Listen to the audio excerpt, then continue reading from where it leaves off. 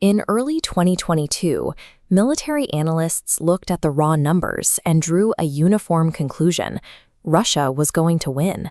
They had a larger population, a stronger economy, and an overwhelming stockpile of munitions. Victory seemed mathematically assured by the sheer, crushing volume of their armed forces. For a long time, the battlefield appeared to validate that math. Moscow leaned heavily into a grueling attritional strategy, feeding immense pipeline of men and artillery to the front lines.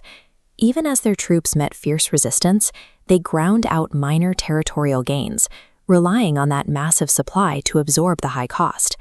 But as the calendar flipped from 2025 into 2026, those core mathematical advantages began to neutralize. The pipeline of resources started drying up at the exact same moment Ukraine optimized its defensive output. Publicly, Kremlin officials remain committed to their initial objectives, continuously pledging to capture the entire Donbas region, no matter the human or economic toll.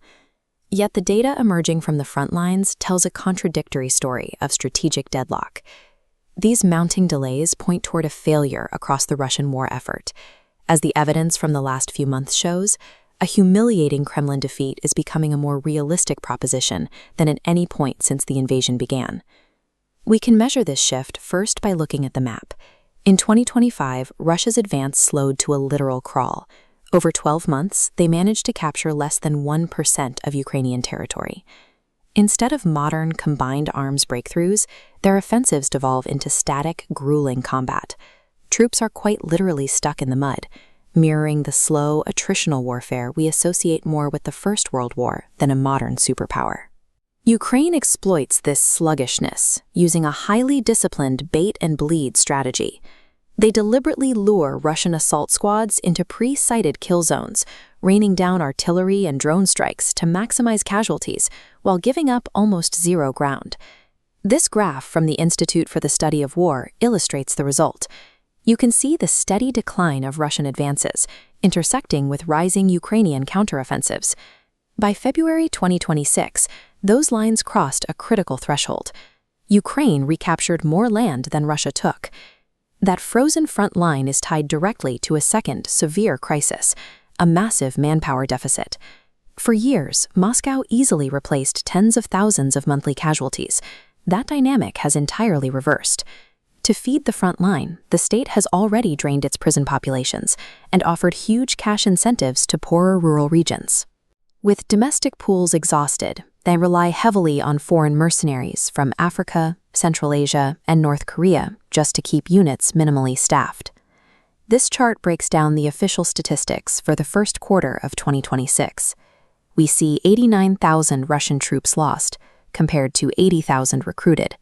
That leaves a net deficit of 9,000 soldiers, a gap that projects to worsen significantly as the year continues. Without fresh men to replace the fallen, holding the current line becomes difficult. Expanding it becomes a mathematical impossibility. This battlefield paralysis is happening largely because Ukraine brought the war home to Russian soil. They bypassed the heavily fortified border regions and aimed straight for the true engine of the Kremlin, the oil economy. A relentless campaign of long-range drone strikes has systematically dismantled major oil refineries and key loading infrastructure at Baltic seaports.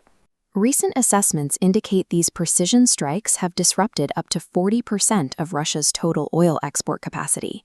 Oil is the state's financial bedrock. With exports strangled, the federal budget is shrinking rapidly, even as the military requires a larger and larger percentage of that cash to keep operating.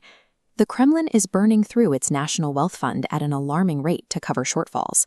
Without a healthy oil sector to replenish reserves, they cannot sustain the production of tanks, missiles, and artillery shells required for a prolonged conflict. When the economic bone fractures, the military muscle attached to it immediately atrophies. Starving the oil engine guarantees the eventual starvation of the troops on the front line. This leads to a severe fracturing of Russia's global reputation. 4 years ago, the world respected their military capability. Today, highly touted advanced platforms like the T-14 Armata tank are failing to deliver results, often withdrawn from combat due to serious performance concerns. The naval theater is even worse. The historic Black Sea Fleet has been continuously degraded, and forced to hide in its own ports by a Ukrainian military that technically operates without a traditional navy of its own. Meanwhile, Ukraine has built a domestic defense industry from the ground up, mastering cheap drone warfare and developing the long-range Flamingo missile to outmatch the Russian industrial base. This reality is increasingly visible to the Russian public.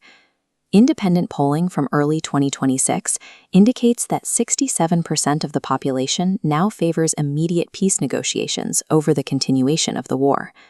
The Kremlin is trapped in an impossible position. Without fresh troops, they face an eventual defeat on the battlefield. But triggering a mass compulsory mobilization to find those troops risks igniting a domestic uprising. While the Russian leadership remains stubborn and willing to accept massive casualties to save face, the math no longer supports their strategy. Ukraine has built a strategically superior system of combat, and the international community can clearly see the disparity. A Russian victory was never a law of physics. It was an assumption based on mass and numbers.